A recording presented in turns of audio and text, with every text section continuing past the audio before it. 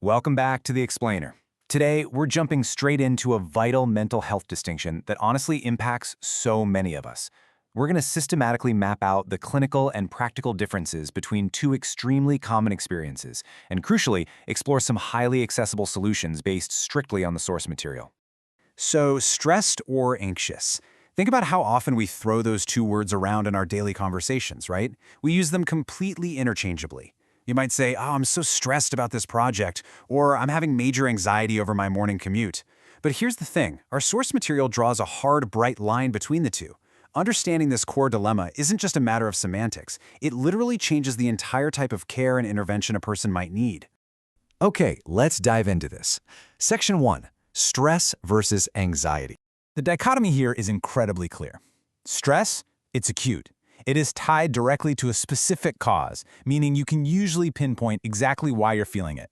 And, like a heavy physical weight, it lifts when the situation resolves. The trigger goes away, and the stress follows suit. Anxiety, on the other hand, stubbornly lingers even when absolutely nothing is wrong. It feels completely disproportionate to the initial trigger, and it acts more like a tangled web that generalizes and spreads across your entire life. It is a persistent, ongoing state. Moving right along to Section 2, listening to your body. Because that persistent, anxious state we just talked about, it doesn't just stay locked in your head. Your body actually starts sending a signal.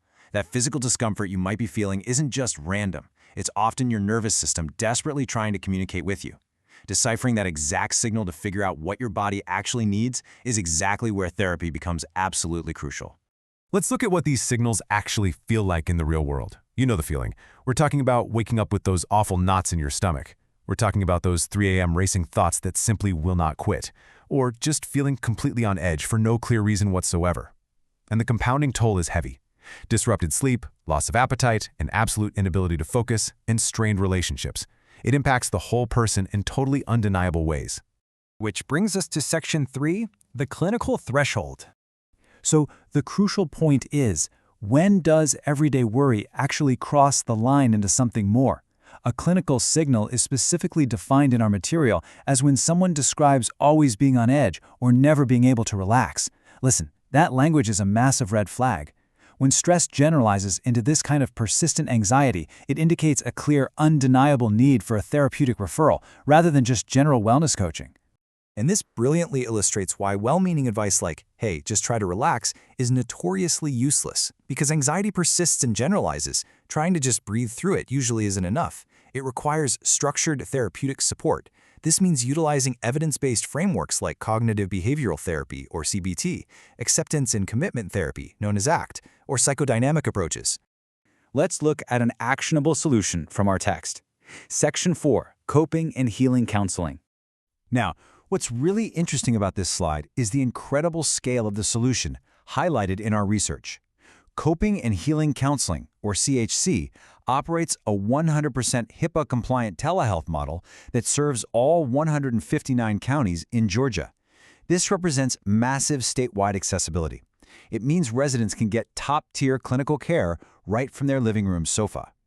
And providing that care is a diverse, culturally competent team of over 15 fully licensed professionals. We're talking clinical social workers, professional counselors, and marriage and family therapists. Having this diverse roster builds immense confidence that patients can actually find the exact right guide for their specific healing journey. Let's move to and see how this builds into an incredibly comprehensive support system. CHC offers individual, couples, family, and teen therapy for anyone 13 and up, right alongside life coaching. And their specialties map perfectly onto what we've been discussing today, tackling anxiety, stress, depression, trauma, grief, and relationship issues.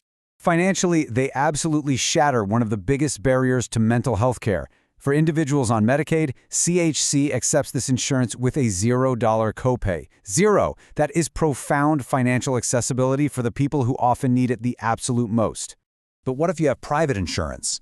Well, for major providers like Aetna, Cigna, Blue Cross Blue Shield, United Healthcare, and Humana, the typical copay ranges between just $10 and $40 a session. That makes sustained, professional help a highly realistic, totally affordable option. If the clinical thresholds we've covered today resonate with you, the data provides direct lifelines. Whether you personally need help or maybe you're a provider looking for a trusted referral partner, you can reach out today. Call them at 404 832-0102, visit chctherapy.com, or drop an email to support@chctherapy.com. To wrap things up, I want to leave you with this incredibly warm, empathetic quote directly from the material. Both experiences are valid and both deserve care. Whether you are dealing with acute stress or that lingering heavy anxiety, what you are feeling is real. It matters. So I leave you with this. Now that you actually know the difference, what step will you take today to finally listen to the signals your body is sending you? Thanks so much for joining me on this explainer. Take care of yourselves.